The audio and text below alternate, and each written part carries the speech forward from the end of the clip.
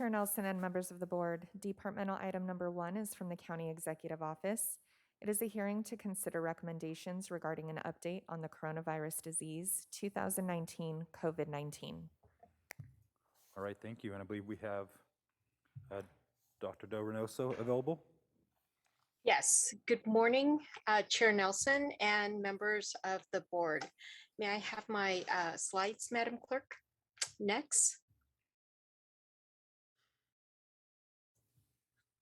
This morning's briefing will include a recap of data from our COVID-19 dashboard and a preview of hospital data for August. And also with me this morning is Dr. Stuart Comer, our Public Health Laboratory Director, to answer a few questions on testing. Next.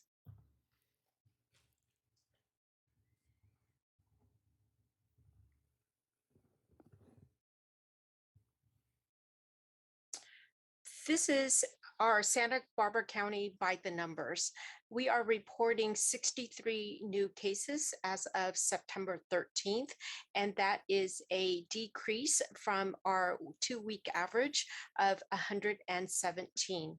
We currently are reporting 563 active cases, and that is also a decrease from our 2-week average.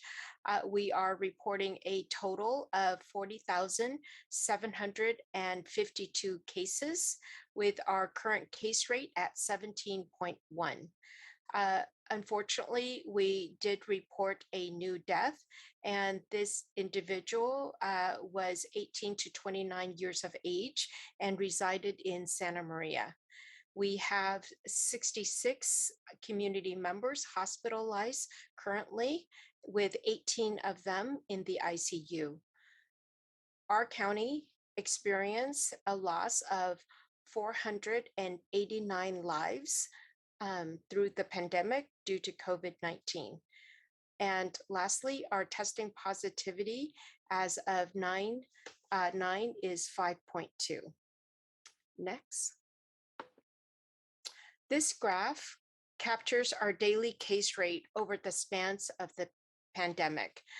As I just mentioned, our current case rate is 17.1, which is a 25% decrease from the last time I briefed your board 2 weeks ago. And at that point on August 31st, it was 22.8. So I am cautiously optimistic that we will continue to experience this downward trend in our county. Next. Our hospital capacity slightly improved this week from 67% hospital beds used last week to current 65.5 in use this week. Our staff ICU beds capacity also improved this week, with a 79% of staff ICU beds used last week to 69.7 in use this week. So that's about a 12% decrease in the use of staffed ICU beds. Next.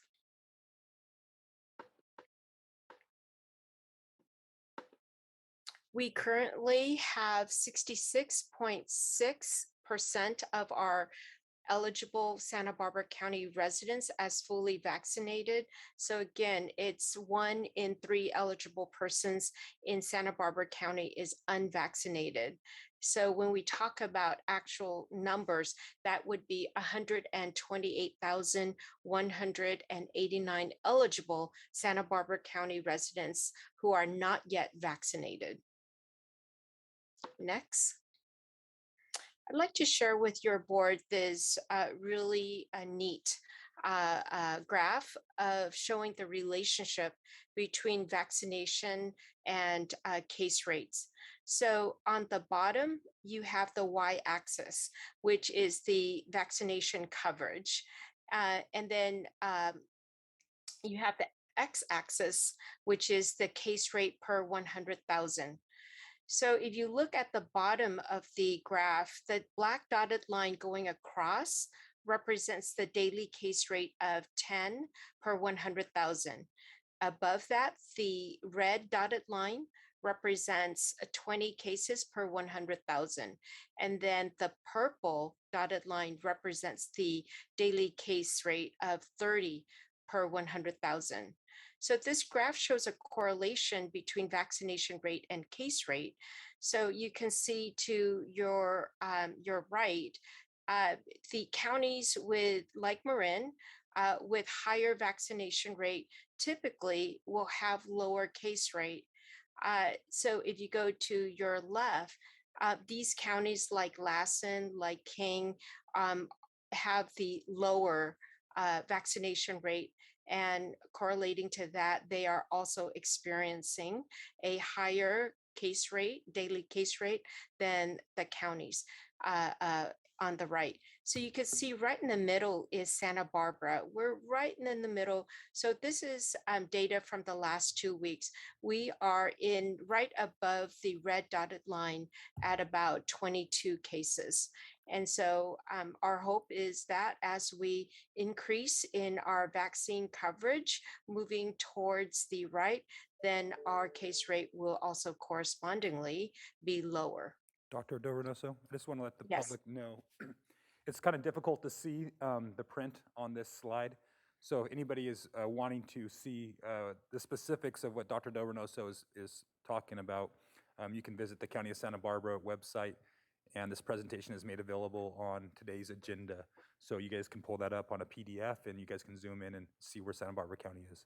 It's a really helpful slide, and thank you. I just want to make sure the public knows where they can find it. Thank you, Chair Nelson. Next. This is a chart that I have shown your board in previous briefings. So the state also shares with us our vaccination rates by zip codes. So the VEM, the second column, stands for vaccine equity metric areas, with 1 being the lowest. So our focus throughout the pandemic has really been on the areas, the zip codes with 1s and 2s, because we want to make sure that residents living in these zip codes have access to information, as well as access to vaccination in a culturally appropriate manner, in a linguistically appropriate manner, really removing all barriers to getting vaccination. So this graph shows, just looking from the difference between September 7th, looking backwards to August the 31st, we are seeing a slight increase in most zip codes. And next slide. So this is really the story. We are super excited that the zip codes that we have been working with in partnership with many community partners and organizations in outreach and in mobile vaccination clinics, we're really celebrating these increases in these particular zip codes, because we're seeing that our efforts are netting traction. We are seeing these are the most significant increases in all of the zip codes, and we are really happy to see that they occur in the vaccine equity metric areas. So the blue column represents the percent change among partially vaccinated. So what that tells us is that additional individuals living in these zip codes decided to get their first shot. And the orange column represents the percent change among fully vaccinated. So these are the increases in individuals completing their vaccine journey. Next. With regards to current outbreaks, we are reporting, as of this morning, 57 active outbreaks, 11 of them among businesses, with 25 outbreaks reporting in schools and 21 in congregate living facilities. And these are throughout our county. Next. I'd like to share with your board the next few slides. These information data that we were able to obtain from CDPH for Santa Barbara County residents who are hospitalized due to COVID. Next. So for the month of August, we have 112 individuals, Santa Barbara County residents admitted for COVID, and 54 were at the Cottage Hospital, 39 at Marion Regional Medical Center, and 19 at Lompoc Valley Medical Center. Next. The length of stay for these individuals range from same day and discharge to 25 days, and the median length of stay was 4 days. Next. Of the 112 hospitalization, we had 10 admitted to the ICU. And of the 10 ICU admissions, 1 died during hospitalization. Of the 112 hospitalizations, 9 died during their stay. Next. The August hospital admissions by gender, we show that 59 individuals were female, so about 53%, with the remaining 46% being male. Next. August admissions by age group. We had 5 admits in the 0 to 18 age category. We had 15 hospital admits in the 19 to 29 age category. We had 24 in the 30 to 49 age category. We had 31 in the 50 to 64 age category. We had 14 in the 65 to 74 age category, and we had 22 in the 70 plus category, with 1 missing age information. So what's surprising and what's different about this graph is that around 2/3, 67% to be precise, represents admissions in among individuals 64 or younger. So this is a shift that we had seen before, and it's continuing. Next.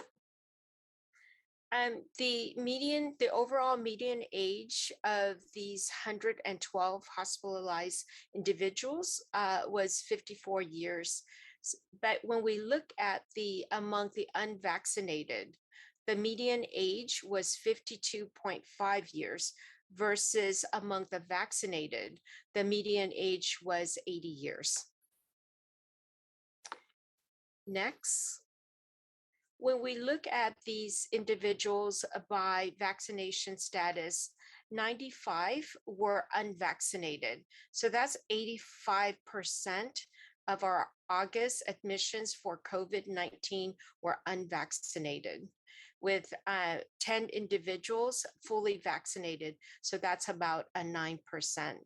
So what that tells us is that the vaccines are effective in keeping people out of the hospital, keeping people from preventing serious illness leading to hospitalization.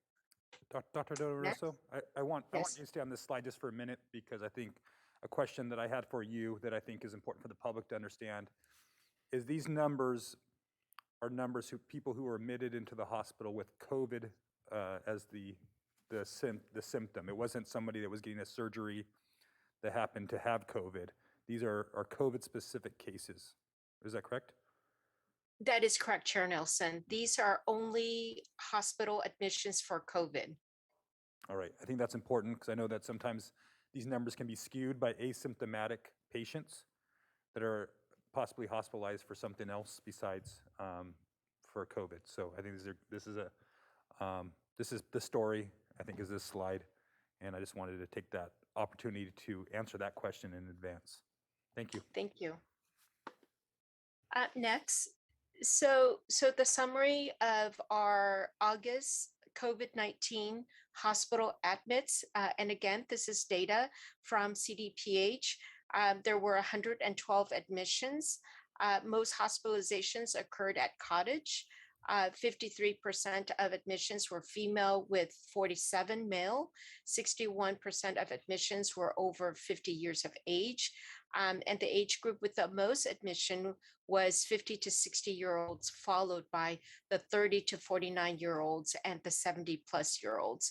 And again, 85% of the hospital admissions for COVID-19 were unvaccinated. And this is really reflective of statistics that we're seeing statewide and also across the nation as well. Next. I'd like to update your board on our testing. Next. So one of our priorities is to continue to ensure that our community has access to testing. And we continue to work with schools and employers to make sure that they seize the opportunity to contract directly with the state for free COVID-19 testing. So that our community sites are not so impacted. But regardless, we continue to make available community testing at our Goleta testing site, at our Buellton testing site, at the Santa Maria Fair Park. And in addition to these, we have two testing sites at our healthcare center, at our Santa Barbara Healthcare Center and at our Lompoc Healthcare Center. And any day now, we will get that additional minibus from the state to park at Direct Relief. Next. I'd like to introduce your board to Dr. Stuart Comer if you've not had the pleasure to meet with him. Dr. Comer is a renowned expert pathologist and microbiologist who just happens, we're very fortunate, who happens to be our public health laboratory director. And as your board may recall, the Santa Barbara County Public Health Laboratory provides laboratory testing services and support for community health providers to aid in the diagnosis and control of communicable diseases. Our public health laboratory also plays a key role in emergency preparedness by providing testing services, training, and support for area laboratories, especially during a time such as this. And with that, Dr. Comer. Thank you, Dr. Dobranosa. Thank you very much. And good morning to the Board of Supervisors. Appreciate this opportunity to speak with you this morning.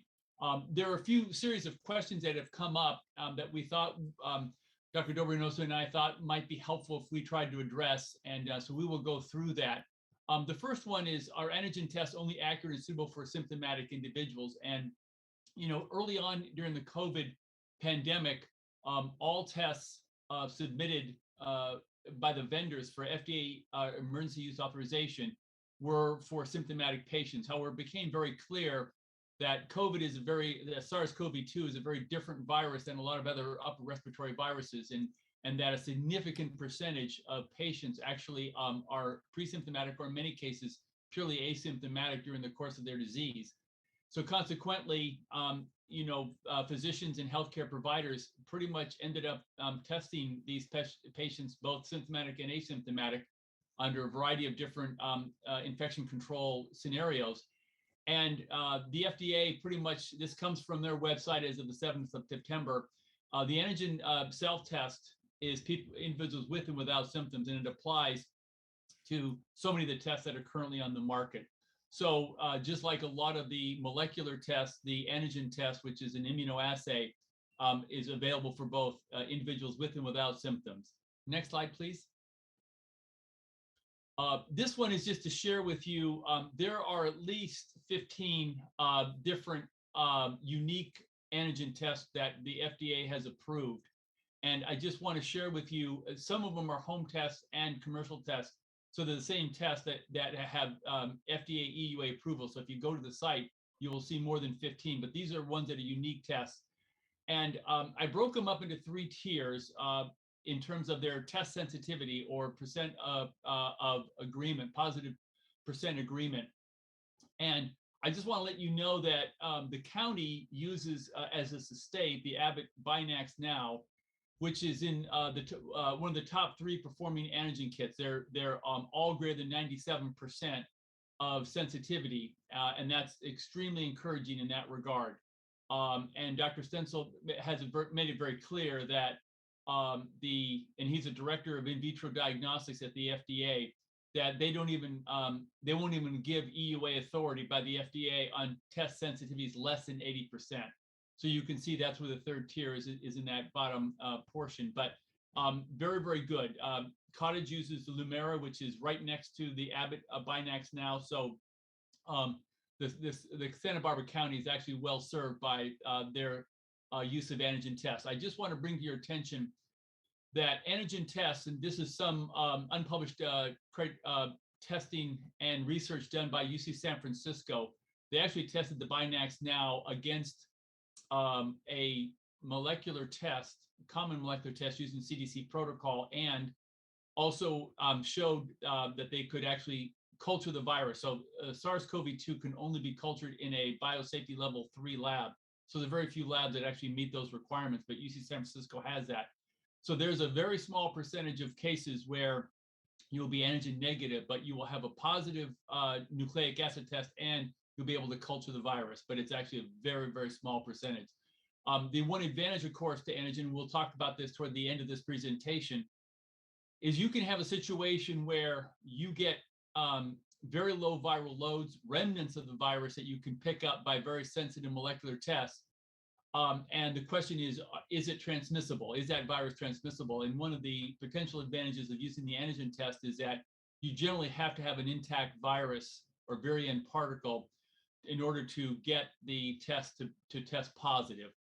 So in that sense, there's a strategy utilized by both public health and by different infection control entities within Santa Barbara County that utilize antigen testing for that purpose, so that you can end up with low viral load or high CT values, which are antigen negative. And so they feel comfortable in that context that you probably are not transmissible. And that's an important adjunctive approach to utilizing that.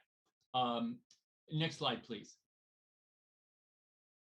This next slide is a little bit, why was the PCR designed to detect COVID-19 infection? And I will tell you that all viral upper respiratory infections, we're talking about flu, adenovirus, seasonal coronavirus, respiratory syncytial virus, all of the standard rhinovirus, all of the viruses that cause upper respiratory infection, including the common cold, are all tested now by viral PCR techniques. So in other words, you're actually using a PCR-based technology. Of interest, all 5 hospitals in Santa Barbara County, so that's Marion, Lompoc Valley, and the 3 Cottage hospitals, all use the BioFire. And the BioFire recently, it's been this year, as of March, the FDA granted them not emergency use authorization, but the traditional 510K FDA approval. So this is a fully approved. It's the BioFire, which again, all 5 hospitals utilize, and they utilize it because it's very accurate. It tests for multiple viruses. It's PCR based, and it's very timely. And it's absolutely a tremendous testing platform or analyzer to be utilized. And I just wanted to point that out, that it is currently the best. These PCR based testing platforms or analyzers are the best testing methodology commercially available. I would, for those of you that are older, you will remember that we used to test viruses by doing cultures of the virus using shell cultures or inoculating different types of cells, monkey kidney virus, et cetera, or monkey kidney cells, excuse me. But please remember that SARS-CoV-2 needs a biosafety level 3 facility in order to do that. So a lot of these viruses that we test or would like to know answers for cannot be done by the gold standard, which would be actually culturing the virus. But that also takes several days. It takes special equipment, special facilities, and takes several days. So from a perspective of infection control and public health, it's not very effective. So yes, COVID-19 was in fact tested by PCR, just like H1N1 was back in 2009. And so I would just say that that's probably the answer that you're going to end up getting. We will talk a little bit about the PCR and some of the limitations to that. Next slide, please. Does PCR produce enormously high numbers of false positives? The answer to this, and I present this for your the following information to you. I think an ancillary question to this that has come up, I think in the Board of Supervisors meetings and certainly in the media, has been some people have quoted exceedingly high levels in which they say that the PCR is indeterminate. And I can tell you that Pacific Diagnostics Laboratory has performed over 200,000 tests since March of 2020. And our rates of indeterminate is less than 0.03%. That's 3 in 10,000. So when people quote high percentage indeterminates, I don't know where they're getting that information, because I can also speak for my colleague up in Marion. They have the same testing platform, so their indeterminate rate is actually very similar to that. So we have very few. And I just want to also mention for the members of the board, it's very important that we understand that there's no inpatients or healthcare workers or staff at any of our hospitals, 5 hospitals, that carry indeterminate. We would not allow them into the 4 walls of our facility. Basically, it's very clear that we use alternative testing platforms to adjudicate their testing status. So it's very, very important that we understand that we don't allow indeterminates. There are cases where if you're tested once by an outside facility and they don't utilize independent testing platforms, they may not adjudicate that and it may go out as indeterminate. So we do understand that. But I can speak for Santa Barbara County, all the hospitals in the main testing areas in Santa Barbara, we don't have anywhere near that rate. If you look at that, when you look at the PCR test, again, we talked about that in the last slide. Basically, all the major infectious viruses are tested by PCR method. I would submit to you that this is a very interesting publication. I just summarize it for you. If you look at the false positive rates among the tests for other tests like dengue, Ebola, Zika, H1N1, MERS, the original SARS-CoV-1, they have much higher false positive rates than does SARS-CoV-2. Our rates are less than 1%. In many cases, it's a mean of about 6%, 0.6%, which is extremely low. That's about where measles is. So just to give you a sample of that, it's just to show you that we do not have enormously false positive rates. There are false positives. It's very important to recognize that. But there again, as a laboratory, you're supposed to find out and adjudicate those. But yes, there is a false positive rates, but it's a very small percentage. Next slide, please. This next slide is just to share with you again the fact that this is a study I obtained that was recently published, but it was done up in Canada and Alberta, and they tested over 95,000, almost 96,000 unique patient samples, and they had less than a 0.06 discordant rate. And I thought the reason it was important because they used a PCR method. It was one testing method. And it was one testing lab, and I thought it was very, very helpful to show that. Obviously, there's going to be discordant rates higher in other areas because we have almost 200 different assays in the United States that are used. So you can't speak to different platforms. All we can speak for the ones that I'm familiar with in Santa Barbara County. I'm going to go to a series of 2 more slides and I apologize, they're very detailed, but I hope I can demonstrate some of the key features that we hope will be helpful in terms of determining different testing strategies for assessing acute COVID infection. One of the issues that people bring up is the issue of high CT values, which is equivalent to low viral load. And sometimes you see this in late stage COVID.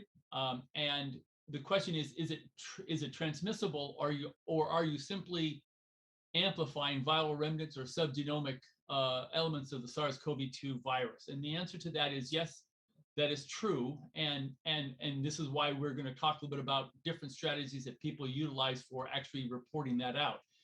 We'll talk about how different test vendors how they've done that with the FDA, and in some cases different labs. And I'll choose the public health lab down in Valencia, which does a phenomenal amount of testing for the state of California. They use a cutoff value a little bit different than the IFU, but they do so because for very specific reasons. And then I think we talked about the fact that antigen testing is a nice adjunctive test. You will miss small numbers of them; they'll come up negative when in fact you can show that they are culturable by viral culture and also positive by CT, but it's a very small percentage. Next slide, please. This is the next penultimate slide in my deck here. I just want to share with you two different published data. One was actually CDC data that actually was shared with us in the national conference. That's on the right side of your screen. On the left was one that was a published study, independent study. And the purpose of both of these is to show you that when you get to certain CT values, and it's important that you understand the CT values are not always the same across different platforms. So when I published these two different studies, they're both using the CDC protocol based testing. So they're equivalent for the purpose of this. And they found that basically once you get to CT values greater than about 34, you can have, in most cases, you don't tend to show culturable virus. CDC did show one case where they had a value greater than their cutoff of 33. Other people have reported CT values of 35. So if you look in the range of 34, 35, once you get CT values higher than that, which means you have less viral load, the question is, if you cannot culture the virus, and people question whether or not you can transmit the virus. Now, what's nice is that several of the antigen tests tend to try to cluster around a similar CT value where they start going negative in ranges higher than CT of 33. We did our study of the Lumira antigen test at PDL and found that about 34 is when we lose the ability. And that's actually good, because then you look at it and go, well, if your CT value is greater than 34, the chances of you transmitting a virus, because you can't culture it, is pretty good. So that's the purpose of this. And the next slide, please. This is the last slide, and I just, again, a little bit busy, and I apologize to the members of the board, but sometimes it helps. These are real curves from the actual PCR test. And you see that in the right-hand side, you see these curves that cross this green line that goes horizontal. That horizontal line is actually the level at which if it crosses that and your cycle number is less than a certain value, then it's considered positive. Now, what's in the inset, and I annotated as a standard curve. That standard curve actually means that you can tell somebody how many viral particles you have per ml of fluid. So these PCR tests are actually then deconstructed to know how many viral particles you have. Once you do your test, you can say, okay, when I get a certain cycle threshold, I can tell you how many for this particular test, with this particular assay, with this particular lot of reagents, I can tell you how many viral particles I have. So the question then becomes, if you have a CT value greater than 35, is it transmissible? If you can't grow the virus, in culture, then people say, I don't know. I just want to tell you that there's certain labs, and the Valencia lab is one that chose, when their CT value is greater than 38, in the range of 38 to 42, they call it presumptive positive. And there's nothing wrong with that, because they basically show that they can't replicate with over 95% or higher the times that they can get.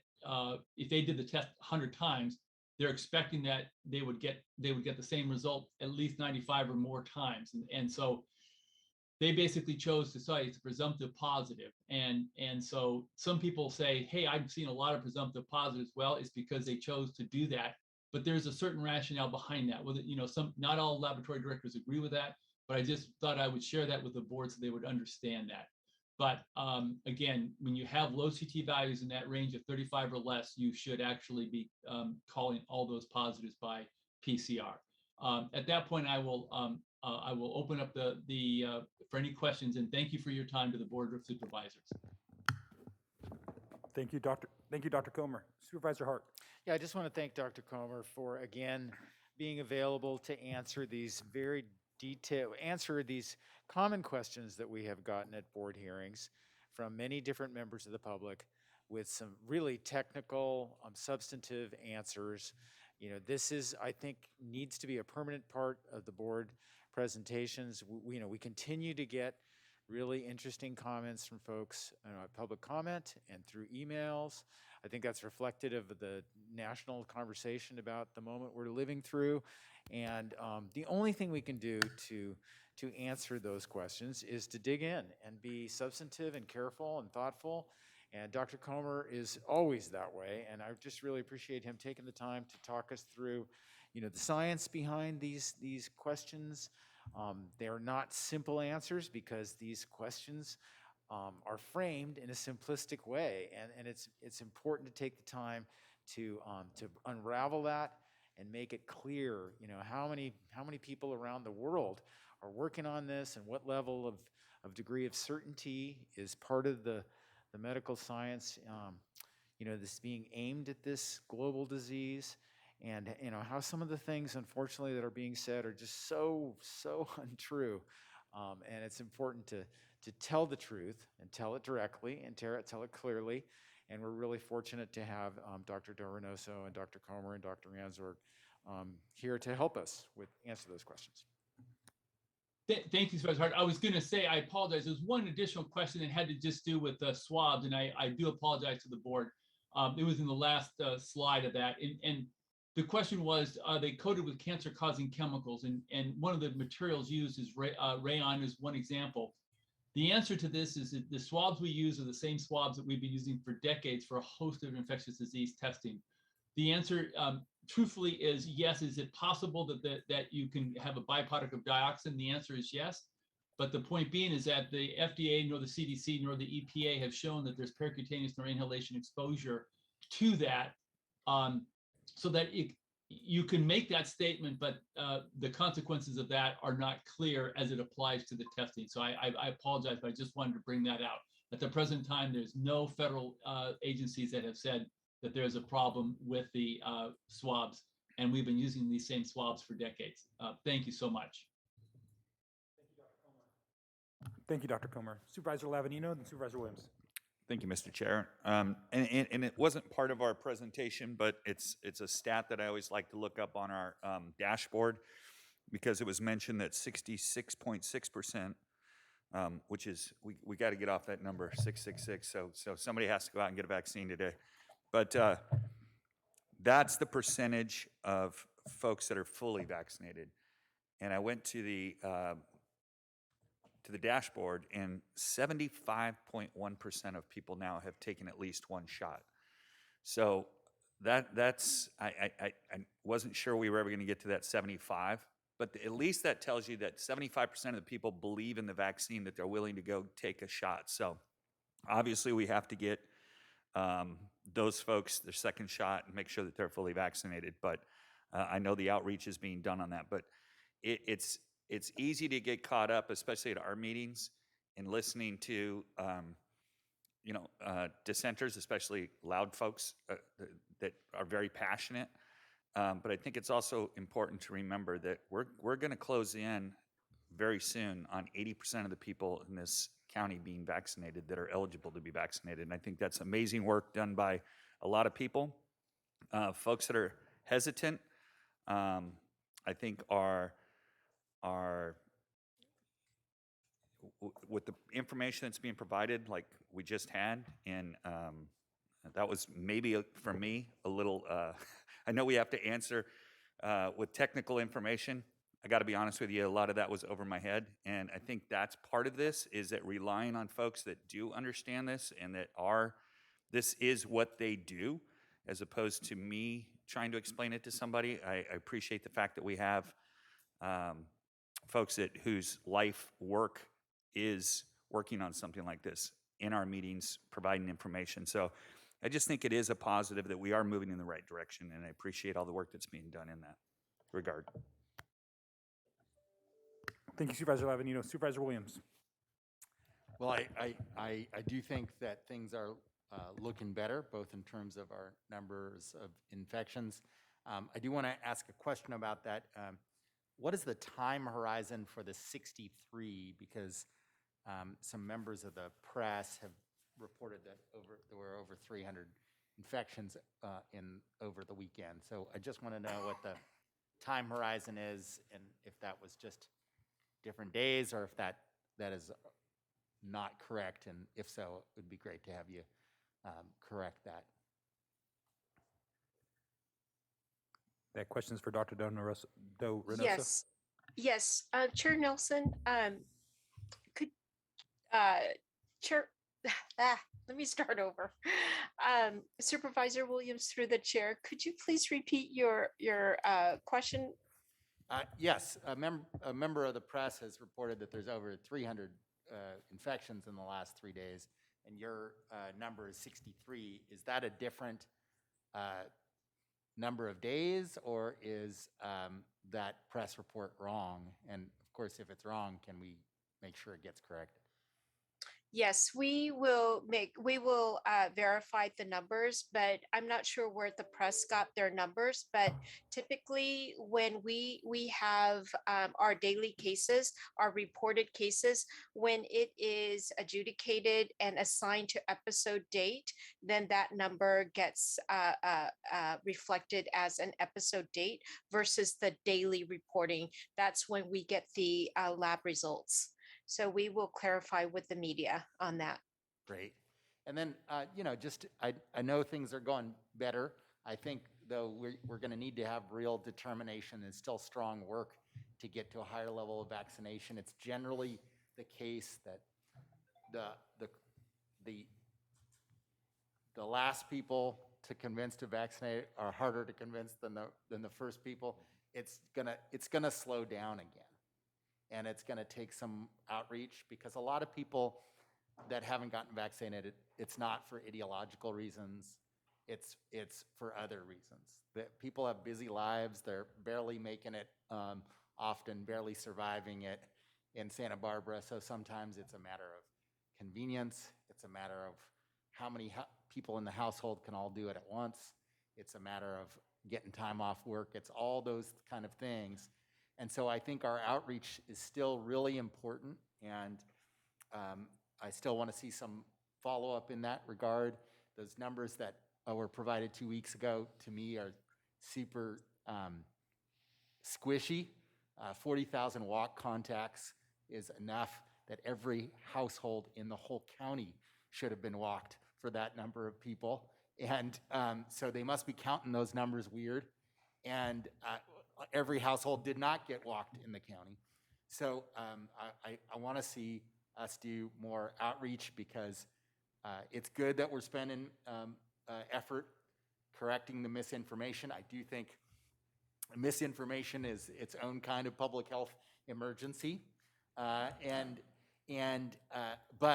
a lot of this is just about pounding the pavement. It's just about reaching people where they are, expecting people to be always proactive. Those of us who have ever worked in an election, people aren't proactive all the time. They've got a lot of things going. And I think with public health and vaccination, we need to reach them where they are. Thank you, Supervisor Williams. Supervisor Hart, and then I have a couple questions as well. Yeah, well, just, from the comments of my colleagues, I think it'd be great to have Dr. Comer just quickly summarize the key information from his presentation. What is it the public wants to know about testing? Thank you, Supervisor Hart. I think that the key message is one, PCR technology is not perfect, but it is absolutely the commercial gold standard that's available, and it is the most commonly utilized testing methodology for all upper respiratory viruses, including the original SARS-CoV-1, Ebola, etc. So I think that's the first item. The second item, I think, Supervisor Hart, is the indeterminate rate as it applies to Santa Barbara County is exceedingly low. It is not high in terms of PCR. So that I think is extremely important to recognize. We don't know where that figure came from, but we certainly have our own figures, and I can speak for Dr. Kevin Ferguson up in Marion, and they have similar figures to what we have. So I think that's point number two. Point number three is antigen as well as a PCR test are applicable both to the symptomatic and asymptomatic, because as we understand, SARS-CoV-2 is a unique virus where you can have, unlike most upper respiratory viruses, when you're symptomatic is also when you have your highest viral load, and usually you always can detect it until it goes to undetectable. SARS-CoV-2 is very different. You can be asymptomatic and have high viral loads or low viral loads, and you can go through a period where you end up not being negative and then coming up the next day and being positive. We call it intermittent shedding of the virus. And that's something that is somewhat unique to SARS-CoV-2. I think it's also important, I think Supervisor Hart in the same scenario is that the testing is very complex, and SARS-CoV-2 is a very unique virus. And I hope that's what we try to pose to that. And I think I would leave it at that, sir. So thank you. Thank you very much. Thank you, Dr. Comer. I have a couple questions for you. But first, a comment. It just makes me lament not spending more time studying in microbiology. But I think it's helpful for the public to see someone like yourself understanding the subject and the issues around the testing, and really can speak as an authority. To me, it provides a lot of confidence, and I hope it does for others. Can you speak a little bit about, you were actually made some comments in a news article this week about testing, especially when we had this conversation here at the county about testing vaccinated versus unvaccinated individuals. And would you mind expanding on that a little bit more for the public? Sure, Chair Nelson. One of the issues is we basically, for unvaccinated healthcare workers, if they've chosen to be, now this is going to change at the end of this month, but we have been testing unvaccinated healthcare workers in surveillance twice a week, so that we understand that whether or not they have virus or not, so we don't transmit it to members within, to our patients or to other staff members within the hospital. So I think that's the one issue between the vaccinated and unvaccinated. The other issue that I wanted to bring out is, Chair Nelson, is this virus mutates like a lot of viruses, and one of the things that the FDA particularly is tremendously concerned about, as we all are, is what happens if we start getting mutations of this virus such that the current portfolio of tests that we have no longer detect it. We have a very few tests, Chair Nelson, that do show decreased sensitivity, but it is still capable of detecting it. We have yet by the FDA to have any significant testing platform not be able to detect the original WA1 virus, which is the alpha, all the way through the current mutants. So that was the other thing I wanted to point out. At the present time, all of our tests still pick up the virus. That's extremely important. But we are aware of the fact that you could have a mutant that evades, basically immunity, and two, evades the ability to detect it. We have not got it from the testing side. So I think that's the issue that I hope we made clear. And we still have, we at Cottage, we test all of our inpatients every 5 days. Patients that were negative, we test them every 5 days to ensure that we don't give them COVID. This is really a credit to Dr. Lynn Fitzgibbons and Dr. Dave Fisk and Mr. Ron Worf, who've imposed this, because that's, we basically test these, all of our patients have been in 5 days so that we ensure that we don't give them COVID, and that somehow we haven't had a staff member give, a healthcare worker, a staff member of the hospital give a patient COVID. So I think that was the other thing I tried to convey. So we do that kind of testing to ensure the integrity. And the final item is that none of our staff members, physicians, or patients come in with an indeterminate. They do not carry indeterminate characterization, because we test all of them with independent platforms. So we have an absolute answer for every patient and staff member. And I know Dr. Kevin Ferguson would say the same thing for Marion. I'll leave it at that, Chair Nelson. Okay, I know you got to go, but just one last question for you. you were quoted as saying, we're never going to get to a COVID zero. And I wanted to understand that a little bit better, and because I think that's one of the,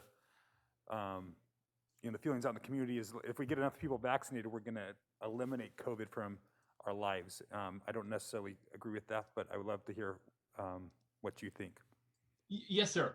I think the difference is, since this virus continues to mutate, we do know that some of the newer mutations, that the vaccine that was developed against the spike proteins of the original alpha variants were the ones that are the most effective. We know that they were 90% or higher. We do know for a fact that some of the new variants, the vaccine efficacy is lower. There's no question about that.